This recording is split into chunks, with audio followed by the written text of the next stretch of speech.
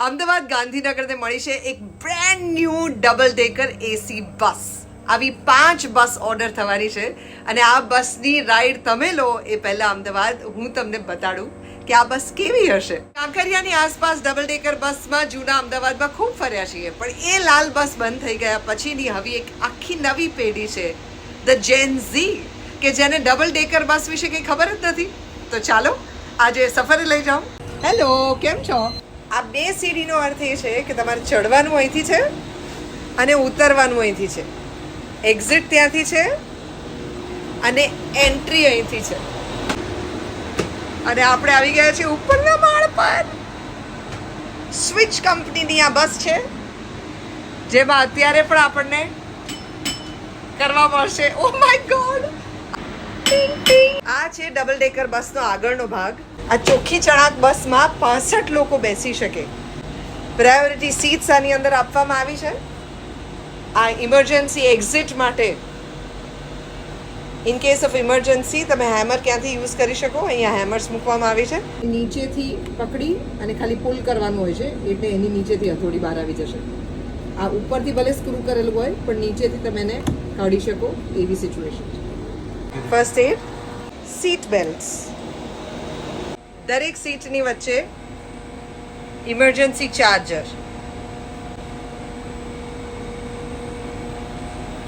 Fire extinguisher પણ મૂકવામાં આવ્યા છે. આ handles, camera inside the bus. આ ગાડીની અંદર કેમેરા જેમાં તમે બધું જ જોઈ શકો.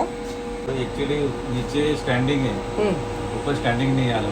ओके, अगर ड्राइवर को दिख रहा है कि इधर से स्टैंडिंग है करके, हाँ, तो ये माइक से वो बोल सकता है कि स्टैंड जो भी वो खड़े है तो नीचे आ जाओ करके. ओके, इसके लिए माइक दिया है गाड़ी में ओके, ओके. बोलने के लिए.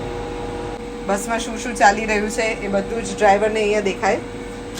જેમ ઓટોમેટિક કાર્સની અંદર ડ્રાઈવ મોડ હોય છે, ન્યુટ્રલ હોય છે, રિવર્સ હોય છે, એક્ઝેક્ટલી એવા મોડ્સ અહીંયા મૂકવામાં આવ્યા છે.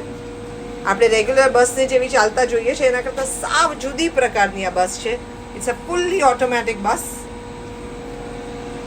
आप बॉम्बे से लेके आए हैं ये गाड़ी? On road, by road? हाँ. इधर? बॉम्बे में बीएसटी में काम करते हैं. अच्छा, वेस्ट में. हाँ उधर से उधर लोकल में चलाते हैं हम लोग. जी.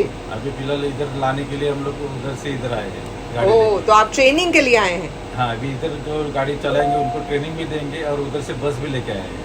હા, ઓકે, ઓકે. બસીસ વિશેના આપણા પ્રેજ્યુડિસ બદલાઈ જાય એના માટે થઈને, પબ્લિક ટ્રાન્સપોર્ટને ઇમ્પ્રૂવ કરવા માટે થઈને અને જેન ઝીને આકર્ષવા માટે થઈને ખાસ એસટીએ આ એક પગલું ભર્યું છે. ઇલેક્ટ્રિક બસ હોવાને કારણે એન્વાયરમેન્ટ ફ્રેન્ડલી તો બને જ છે અને સાથે સાથે એવી કૂલ બસ બનાવવાનો પ્રયત્ન કરી રહ્યું છે એસટી, કે જેને કારણે થઈને આપણું જેન ઝી આકર્ષાય અને પબ્લિક ટ્રાન્સપોર્ટનો વધુ ઉપયોગ થાય. 15મી જાન્યુઆરી સુધી આ બસ ભલે ગિફ્ટ સિટીની અંદર વાઇબ્રન્ટ ગુજરાત માટે વપરાવાની હોય, પણ પછીથી સરખેજ અને ગાંધીનગરની વચ્ચે આમ અમદાવાદીઓ માટે આવી 5 બસીસ મૂકવામાં આવશે.